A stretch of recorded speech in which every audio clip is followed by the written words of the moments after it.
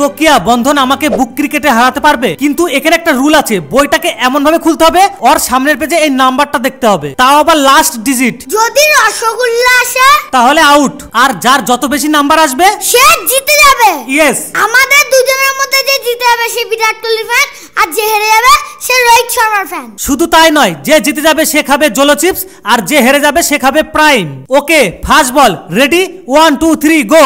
1 6 7। আমার পড়েছে 2 3 4, তোমার 6 রান আমার 4 রান। তাহলে এবার আমি জিতে গেছি। এখনো 5 বল বাকি আছে। ঠিক আছে। 2 3, দেখো আমার পড়েছে 3 2 6, আর আমার পড়েছে 1 4 8। ভাই আবার জিতে গেছি। দূর ম্যাম, খালি আমি হেরে যাচ্ছি। 2 3। ও মাই গড, 0।